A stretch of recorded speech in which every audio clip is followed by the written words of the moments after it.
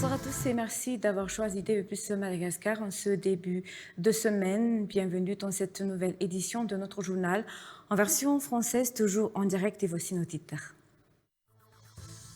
Des pourparlers entre l'armée et la gendarmerie nationale ont eu lieu ce jour au ministère des Forces armées en vue d'une réconciliation suite aux fortes tensions qui se sont installées entre les deux parties ces derniers jours. À la fin de cette rencontre, la relation entre les deux corps militaires est retournée à la normale, ont rapporté le chef d'état-major général des Forces armées et le commandant de la gendarmerie nationale. Après la destitution du président du Sénat, le général Ravalomanana-Richard, par les sénateurs, la procédure prévoit que c'est le doyen des sénateurs qui assure son intérim. La passation de service entre le président sortant et le président entrant intérimaire, le doyen Djemanza Jige-André, a eu lieu ce matin au Palais de Verre sans la présence de la presse. Le préfet d'Antananarivo, le général Angelo Ravelnarive, a reconnu avoir stoppé les manifestations sur ordre des autorités supérieures, affirmant n'avoir été qu'un simple exécutant. Il a présenté ses sincères excuses à la population si certaines décisions ont été prises en désaccord avec elle. Depuis Sharm el-Sheikh, en Égypte, où il vient d'arriver pour participer au sommet de la paix à Gaza, Emmanuel Macron a affirmé au lendemain de la nomination du gouvernement le camp du 2, déjà menacé de censure par LFI et le RN, que le devoir de tous est d'œuvrer à la stabilité du pays et non à faire des paris sur l'instabilité.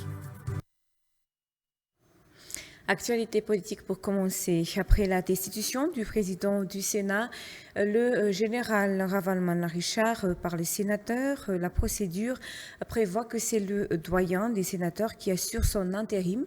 La passation de service entre le président sortant et le président entrant intérimaire, le doyen Djemanza Jige-André, a eu lieu ce matin au Palais de Verre sans la présence de la presse. Ce dernier sera la tenue des affaires courantes avec les membres du bureau permanent. Les gendarmes chargés de la protection de l'ancien président du Sénat sont tous retournés dans leur caserne ce matin. Tous les matériels utilisés par l'ancien président du Sénat ont également été remis au questeur du Sénat après la passation de service. Dans ce reportage signé Zora Barzon. Les sénateurs ont déclaré la destitution du président du Sénat, le général Ravalomanana-Richard, dans l'intérêt suprême de la nation. Les sénateurs ont organisé une réunion sur vidéoconférence afin de désigner le président par intérim du Sénat, le doyen Djemanza Jige-André, en tant que doyen. La passation de service entre le président sortant et celui entrant, l'intérim, a eu lieu au Palais des Verres ce matin, sans la présence de la presse. D'après le procès verbal, le président par intérim Djemanza Jige-André assurera la tenue des affaires courantes au sein de cette institution, appuyée par les membres du bureau permanent. L'élection du nouveau président du Sénat sera à l'ordre du jour de la deuxième session ordinaire, prévue se tenir à partir du 21 octobre, juste après la cérémonie d'ouverture, conformément à l'article 2 du règlement intérieur du Sénat, selon toujours ce procès verbal. Les gardes de l'ancien président du Sénat sont retournés dans leur caserne. Tous les matériels et les équipements mis à la disposition de l'ancien président du Sénat ont été remis au questeur du Sénat ce matin. Et je vous disais que dans le titre, le préfet d'Antananarivo, le général Angelo Ravelnarive, a reconnu avoir stoppé les manifestations sur ordre des autorités supérieures, affirmant n'avoir été qu'un simple exécutant. Il a présenté ses excuses à la population si certaines décisions ont été prises en désaccord avec elle. Le général a précisé que les manifestations du 25 septembre avaient bien été initialement autorisées, tout en rejetant les accusations selon lesquelles il aurait favorisé certains partis, assurant rester neutre et concerné comme tout citoyen par les problèmes d'électricité et d'eau. Le préfet d'Antananarivo, le général Angelo Ravelnarive, a fait son mea culpa à la population ce jour. Le général Angelo Ravelnarive, préfet d'Antananarivo, a reconnu avoir stoppé les manifestations sur ordre des autorités supérieures, affirmant n'avoir été qu'un simple exécutant. Il a présenté ses sincères excuses à la population si certaines décisions ont été prises en désaccord avec elle.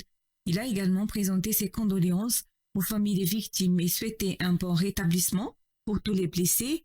Le général a précisé que les manifestations du 25 septembre avaient bien été initialement autorisées tout en rejetant les accusations selon lesquelles il aurait favorisé certains partis, assurant rester neutre et concerné comme tout citoyen par les problèmes d'électricité et d'eau. Le préfet d'Antananarive s'est dit prêt à exécuter les consignes des nouveaux chefs hiérarchiques. Et toujours dans les actualités de ce jour, des pourparlers entre l'armée et la gendarmerie nationale ont eu lieu ce jour au ministère des Forces armées en vue d'une réconciliation suite aux fortes tensions qui se sont installées entre les deux parties ces derniers jours. À la fin de cette rencontre, la relation entre les deux corps militaires est retournée à la normale, ont rapporté le chef d'état-major général des forces armées et le commandant de la gendarmerie nationale, Anchalarsu Omikarnefton. Un climat de conflit s'est installé entre l'armée et la gendarmerie nationale ces 3 derniers jours suite au décès d'un militaire tué par balle par des éléments de la gendarmerie nationale lors d'un affrontement qui s'est produit samedi dernier. André Fanambouizanaj a rappelé que la majorité des éléments de ces deux corps militaires ont suivi le même cursus à l'école militaire. Cette situation ne peut plus se prolonger davantage, selon le chef d'état-major général des forces armées et le commandant de la gendarmerie nationale. Pour apaiser la situation et rétablir les relations entre l'armée et la gendarmerie, une rencontre a eu lieu ce jour au ministère des Forces armées en Païbé.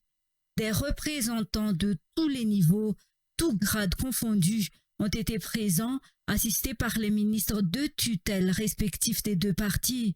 Suite à cette rencontre qui a duré environ 1h30, les deux camps ont retrouvé une entente cordiale. Admettant que cette situation ne pouvait plus durer, les protagonistes ont accepté de faire la paix. Il ne faut plus reproduire ce genre d'erreur à l'avenir, selon leur dire. Les participants à cette rencontre, surtout les tenants du commandement, transmettront la décision prise à leurs subalternes pour assurer la bonne entente entre l'armée et la gendarmerie nationale. Ainsi, la collaboration entre l'armée, la gendarmerie nationale et la police nationale a retrouvé son cours normal. Et puis le quartier Maputo, zone spécialement dédiée aux détenus politiques au sein de la prison d'Antananarive, a été rouvert aujourd'hui par l'administration pénitentiaire après avoir été fermé en février dernier sur décision de l'ancien ministre de la Justice. Cette réouverture s'inscrit dans le cadre d'une tentative de rétablissement de l'ordre au sein de l'établissement carcéral. D'après les explications, le quartier Maputo est une prison annexe et non une résidence privée, précise l'administration pénitentiaire. Cette dernière ne relâche pas la pression. Elle continue de réclamer la nomination d'un secrétaire d'État en charge de l'administration pénitentiaire, Elisa Herman et Eric Ranefson. L'administration pénitentiaire renforce ses revendications en suspendant toutes les activités administratives relevant de leur service au sein du ministère de la Justice et dans toutes ses directions régionales. Un mouvement qui s'intensifie. Cette action s'inscrit dans la continuité de la manifestation lancée par le syndicat des agents pénitentiaires depuis le 26 septembre dernier, marquée par la fermeture totale des maisons de détention à travers l'île. Le syndicat appelle également les agents déployés auprès des différentes autorités administratives à regagner leur poste en détention. Ils ont ainsi procédé aujourd'hui à la réouverture du quartier Maputo à Antananarive, fermé depuis quelques mois par l'ancien ministre de la Justice. Par ailleurs, la réouverture au nom du quartier Maputo n'a aucun impact sur les agents pénitentiaires, soulignent ces derniers. Leur revendication principale reste la même, la mise en place d'un secrétariat d'État en charge de l'administration pénitentiaire. Ils ne reviendront pas sur leur décision tant que leur revendication, à savoir la nomination d'un secrétaire d'État en charge de l'administration pénitentiaire, n'est pas satisfaite. Dans le reste des actualités, faisant de la prévention sa priorité absolue, la police a renforcé ses patrouilles suite au signalement de pillage qu'elle a reçu hier soir. La police doit également multiplier les actions de proximité afin de prévenir tout débordement, notamment les actes de vandalisme et les pillages. Certains incidents ont pu être évités grâce à la coopération entre la police nationale et les Anjmas Pukunul, le comité de vigilance au niveau des Fuktan. Sibela Ranjamazav, Fejanjimanzar. Dans la nuit du 12 au 13 octobre 2025, la police nationale dirigée par le commissaire central Zafendai Mancha Floris a mené des patrouilles et des inspections afin de maintenir l'ordre et de prévenir les pillages dans la capitale.